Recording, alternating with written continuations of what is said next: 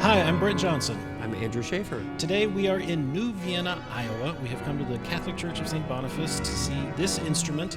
First of all, a little geography lesson for those who might not know. New Vienna is about 3 hours from Milwaukee, maybe, something like that. Yeah, I would say that. Yeah, it's by Dubuque, about Dubuque, so 30 minutes away from Dubuque. Milwaukee being where this organ was built in 1891 by Right. William Schuelke. Yep.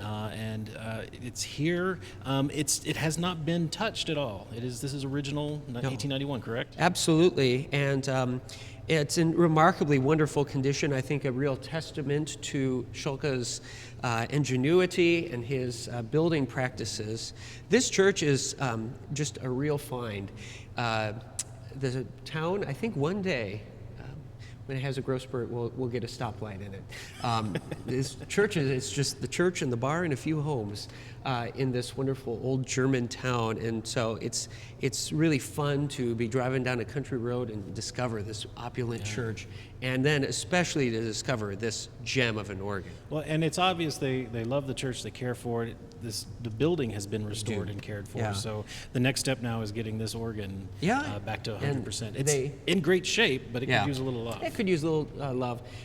It is an excellent candidate for a top-down restoration, and the church recognizes that. They use it often, and they are looking forward to doing some major restorative work on it in the future. So if you'd like to help them out or learn more, please contact the church. But without further ado, I want to talk a little bit about Schuelke. We actually have done a Schuelke video before. You've done two already, St. Mary's in Columbus, and we did one at First Presbyterian in Wanakee. That was a organ that had been moved there. Right. It was a one-manual instrument. This is slightly larger, of course.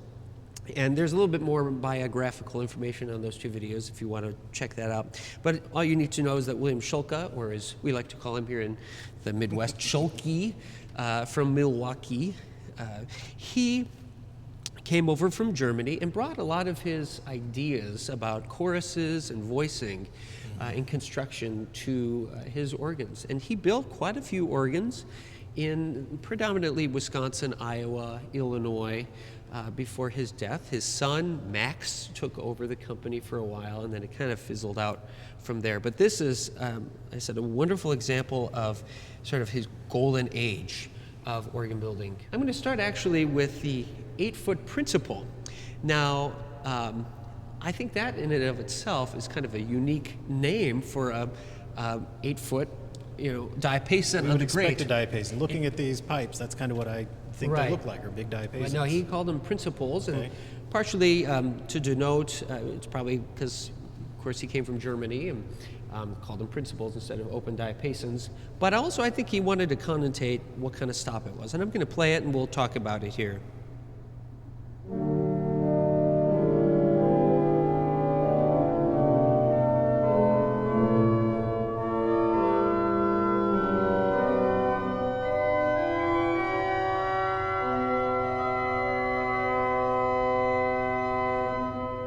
So what did you hear? It's almost a gentle sound. It is not the big, forceful 8-foot presence that you expect in the great principle. Yeah, and so I think it's important to note right off the bat that Schuelke was still building bona fide choruses. What a concept, I know. But in the late 1800s, that would have been considered quite outmoded.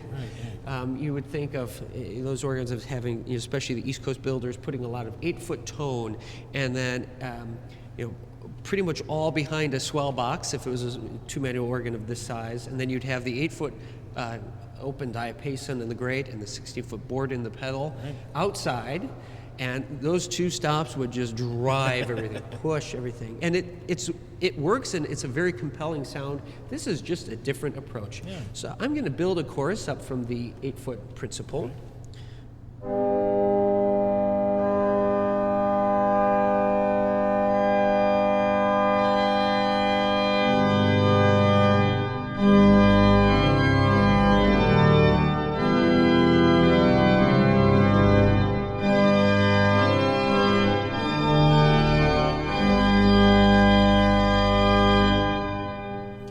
Sound. I have to apologize that the mixture, the 3-rank mixture, is a little on the edgy side. It is very hot here. It's warm today, yeah. New Vienna at 90 degrees, to be honest, here in the morning. So, But everything, in fact, I was surprised it just kind of got brighter and brighter. Usually Right. things kind of taper off in these 19th century organs Right. as you go up, but he keeps pushing the chorus. yeah, so let's listen to the scaling, I guess. Here's the 8-foot principal. Here's the 4-foot principal. So a little stringier, but Still a little pretty less. big. Here's the quint. And then the 2-foot octave. So yeah, it's not tapering off too much. There's a lot of brightness in there. And then a very luxurious stop on this organ, I just love it, is the 16-foot principal that's independent from the pedal. Wow. That lives in the grate here. And here it is. Again, a nice gentle sound. So let's listen to the 16-foot principal alone.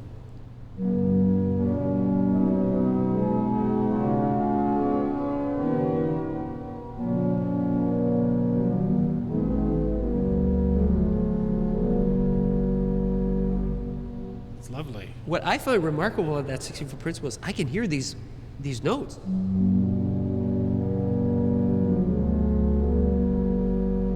This reminds me actually of like a Schnicker style 16-foot principal. Not necessarily, I mean, they have a lot of differences, but, or, one that you would find on a glorious Richards Fowkes or a Taylor and Booty.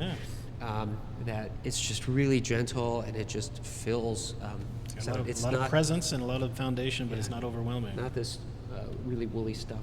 Right. Sticking with the diapason tone, I'll show you the 16-foot principal in the pedal, which is wood.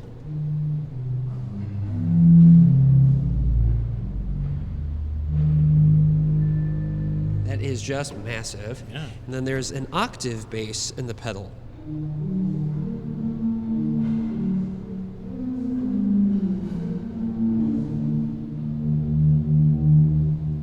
And I believe the octave bass is, we'll check when we go in there, wood.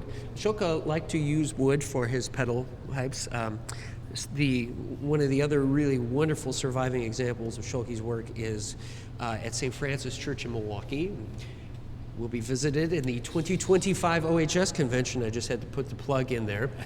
And you and I will go visit it, I'm sure, before that convention to document it. But all those pedal stops are wood, every single one of them.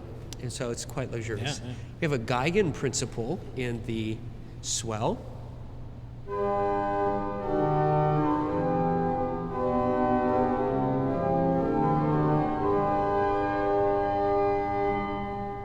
It's a really interesting sound. Yeah, let's hear it just in comparison to the 8-foot principal. It might be because of where we're sitting. I Maybe, don't know where yeah. the swell is in there, but that's pretty strident compared to the grade 8. Okay. There's a Fugara, which is at 4 foot. That Fugara is like a Gemshorn. It's like, well, I never really know what I'm going to we're get going when you see a to pull out. Ferrara. But this one is pretty strident.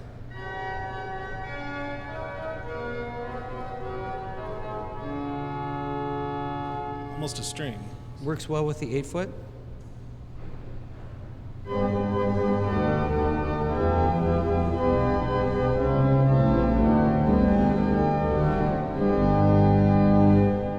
Okay. We're going to go back to the Great Division and look at the strings. That's kind of a nice segue into this. Starting with the viol de gamba.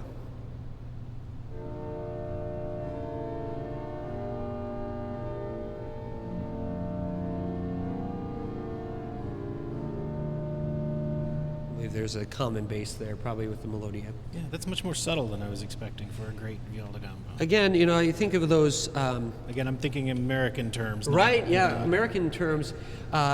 You would think, I always pair the gamba or the silicional with the diapason, and the idea is, and this went all the way through the 20s and 30s, that you would have this really woolly diapason tone, and then you'd slap a gamba on it to try to brighten it up. That is not the case here. I'll play it together, the gamba and the principal together.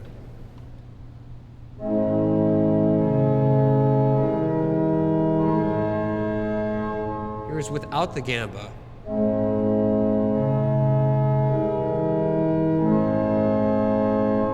really doing heavy lifting. Gamba's not big enough to, so it's kind of its own little accompaniment, or Right. so you could put it that swell stopped against it maybe, or Well, I think combine it's it. it's important to think about the German Romantic organ, the great Steinmeyers and a lot of guests, and those 8-foot tones. I mean, there's copious amounts, but you just like playing regular karaoke, you just pile those 8-foots on, and they just keep just gradually thickening, and it's a really cool effect that you get. And so that's sort of the idea here. And then we have string in the two strings in the swell, solitional. That one's having a little bit of trouble, some bleeding maybe. And then an aeolian.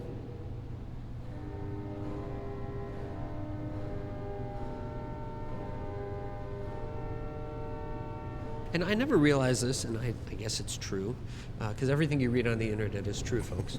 But I always try to figure out, I see an aeolian on every single organ from this time period. I'm like, what is going on with that stuff? Why is that useful? And apparently it was, when you'd have a small quartet of singers, you could accompany them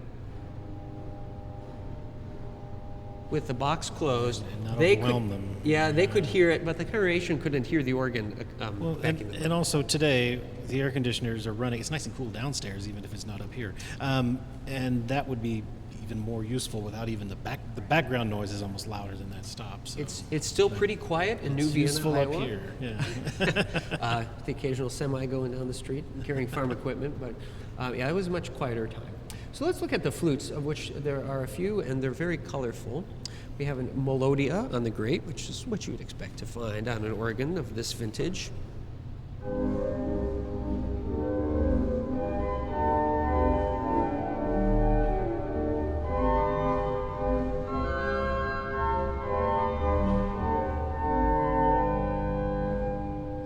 Very nice. And that's got a little bit more forward edge than you would expect out of melodia, too. Oftentimes those melodias can get kind of woolly and beefy, but this This has is clear. nice and clear. Flute d'amore, which is, I believe, made out of metal, possibly a combo, a hybrid of wood and metal. And we'll go in and we'll figure it out.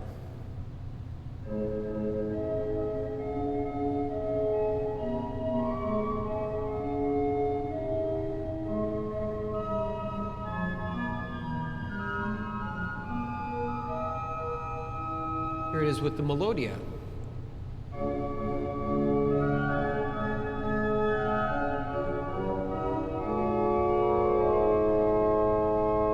And with the 2-foot, why not?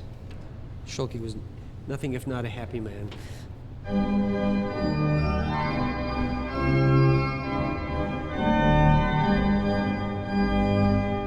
It's remarkable. The octave sits really well on top of those. Yep. So much color in the 8 and 4, though, that it supports that really well. Yeah.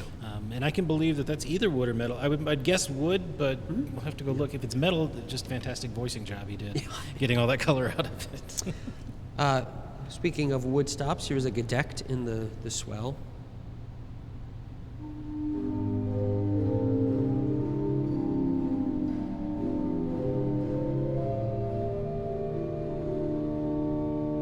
And I will note a lot of the swell stops, I think there's some maybe a leak or something. There's some issues with the chest, I've been So told.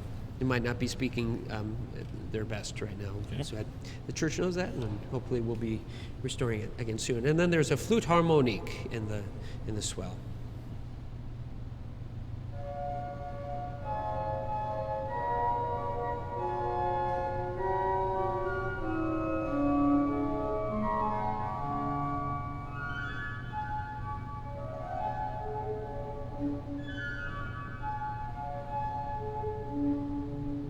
That's lovely.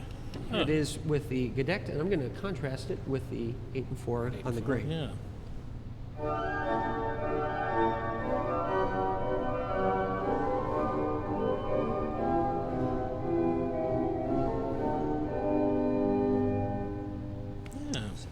Okay. And then there's 2 reeds on the organ. There's an oboe and bassoon, 2 for the price of 1. There's commonly done, like the steer that I play at Luther Memorial in Madison has two separate knobs, one for the bottom octave, which was called the bassoon, and then another knob for the rest of the compass, which was the oboe. So this is to tell us that, I'm not quite sure actually why they did that. Maybe it was a mechanical feat, or maybe someone more knowledgeable than I can comment and start a spicy discussion about that. But here's the oboe.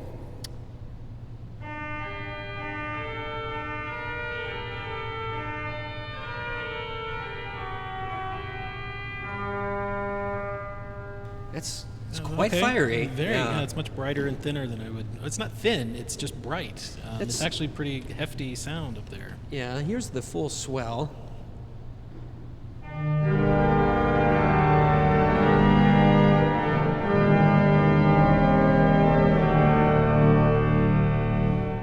Quite the swell box too. Yeah, and actually, it's kind of fun to couple it to the grate and get some of that sort of cage line effect.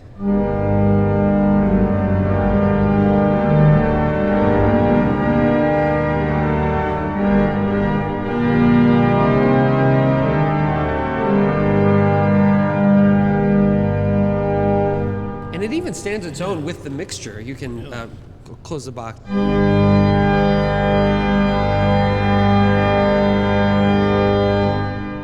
Usually those swells are just quite a bit quieter, but that holds its own. This is a big swell that stands up against a grate, which is not overwhelming, but it's big and full. And then a trumpet, another stop, again, it spelled the German way, so it would denote something, and it does.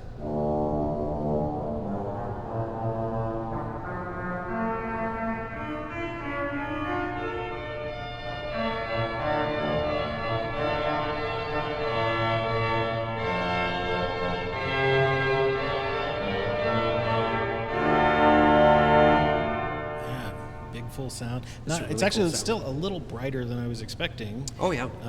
Which is good. Well, what does that then do to our chorus over in the grate? So I'll start with the 16-foot principle and build it up.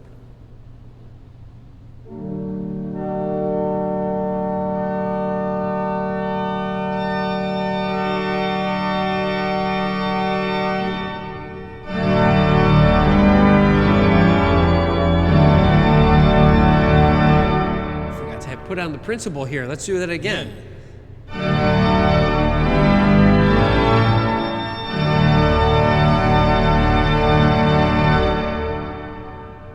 It sits right on top of the chorus and just makes it it's blow. just great. And that's not with anything in the swell. I had it coupled in, but there was no stops there. Wow. So, I think that's, to me, a very compelling sound to lead a congregation. Oh, sure. And so here it is, picture this church full of farmers back in the early 20th century.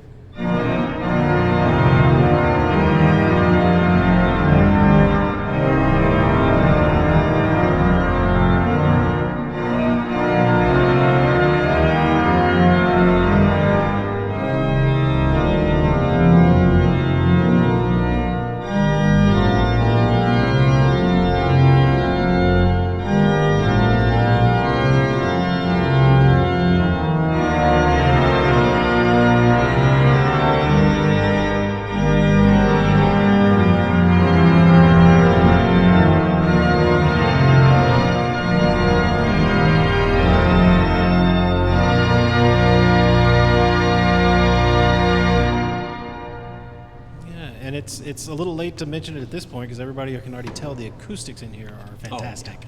And the organ just sings into the room, and it just wants to do that.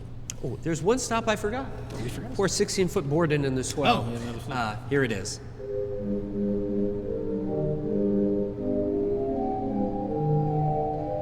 And it's a good thing, too, because that's a really beautiful song. Yes, it's lovely. So as you can see, this organ is just full of color. It's really packs a punch. It's not a large instrument whatsoever. It's 24 ranks. Yeah, and so, but, this plays so much bigger than a lot of other 18th century organs. And again, that's not to knock the those wonderful organs by Steer and Hook and Hastings and things like that from this era. Different Midwestern sound. It's just a those different Germans sound. brought with them. Yeah, and it's really, really quite a shame that a lot of Schuelke organs did not survive. Partially because he just wasn't as big as some of the East Coast builders. A lot of churches. Of course, electrified them. There's quite a few like skeletons of Schuelkes left in Milwaukee, but a lot of them were electrified by another firm in Milwaukee, Wangren. Well, and he was only in business for 25 years, maybe? Or is it Yeah, it's not a long time before he died. His toolbox still lives on. I think Stanton Peters has it. I think I've seen it. That's a really cool relic. And so if you have any questions about William Schuelke, Stanton Peters, who is a organ builder in the Milwaukee area, is probably the world's foremost expert on it. And we will explore some more Schuelke organs in 2025 for the Organ Historical Society Convention in Milwaukee and Madison. Unfortunately, this is a little too far out to visit, so we're glad we could bring it to you here today. So we do have a few playing aids here. Sure, yeah. We have the typical Swell shoe off to the right. Like they Yeah, do and it is heavy as oh, I shouldn't have slammed it. It's much easier to open, but it's hard to catch an envelope piece. But all of these still work. They do, Tell me what all we have. Well, first of all, here we have an off and an on, and that actually has to do with the manual one to pedal. So it's a great to pedal, reversible, and it mechanical and trusty. There's in the manual forte piano pedals. I believe this one is the forte. So it just brings down literally every stop on the grade, and then you can hit the piano pedal, which takes off most of them and leaves you with just 8 and 4s. Okay. But the interesting thing is you cannot just... You can't press the pedal, You can't do the... you can only go down, you can't go up. Same thing with the Swell.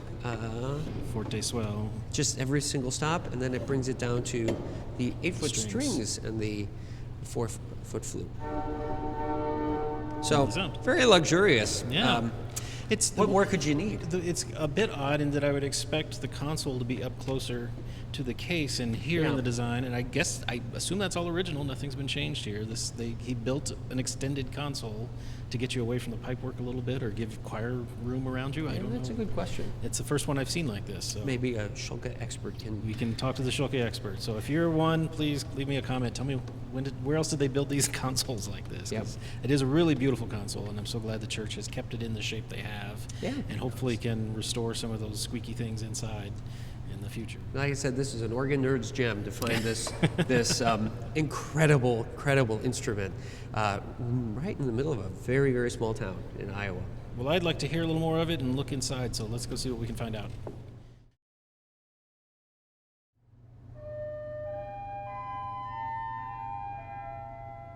So I'll show you what I can of the inside of this organ. You can see that it's been here long enough to have lots of electrical conduits attached to it, but there's a ladder that gets us up behind the pedal pipes. So here are stairs that go into the tower. We navigate around all this stuff, and we go up the organ tuning ladder.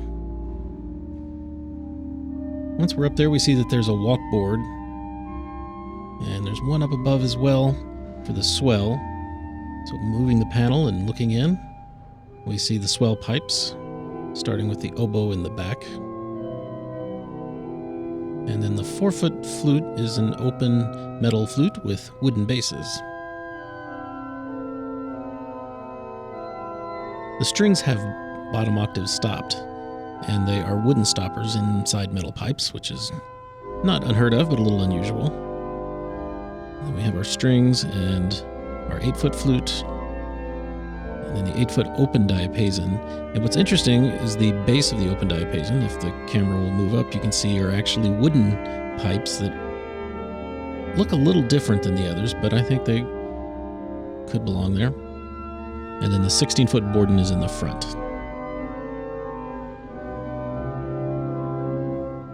And looking over the other side, you can get a closer look at those stopped metal pipes reinforced with duct tape.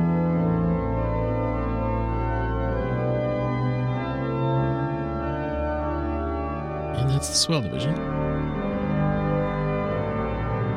See, the walkboard is new, so a few little things have been reinforced. So we're going to go back down the ladder, and from the top of the ladder we can lean over and see the pedal pipes. The 16-foot open and the Borden trebles. There's the trackers for the swell. See some tape tuning has been done there. And from the tower door we can get a look at the 16-foot open there. And we'll go back around to the side.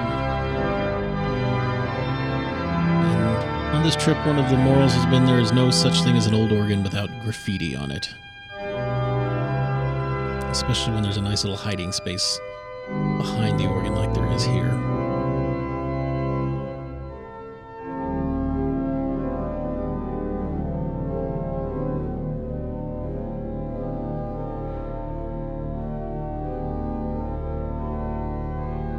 So from the front again here, we can take this side panel off. It just was barely in, and we can see that there is a new blower. There are also new regulators, so the winding in this organ has all been replaced, which makes sense. It was hand pumped originally. And we can see the grate pipes there, but we can't get up to them. There apparently is a ladder and a walkboard on the other side, accessed from the panel below over there. But we can look at some of the stop action there. And then there's the pedal Borden that we saw from above.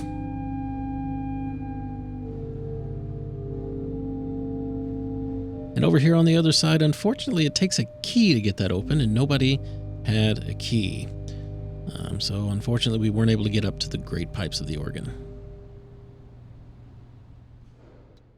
Andrew, thank you so much for introducing me here to this 1891 Schuelke at St. Boniface Catholic Church. I would have had no idea this was out here in the countryside. Yeah, not too far from Dubuque, but it's still an isolated little place. It is. A lovely little town with, not much more than a church and a couple of little restaurants. So we're going to go find some lunch at one of those places, and then we're going to hit the road. We're bringing you some more videos from Iowa and the surrounding area near Dubuque. So Andrew's going to be guiding me along. We'll have some other folks showing us these organs. So thank you for watching. And I also wanted to say a thank you to Rita Ray, who's the organist here at St. Boniface's Church, for her wonderful hospitality today.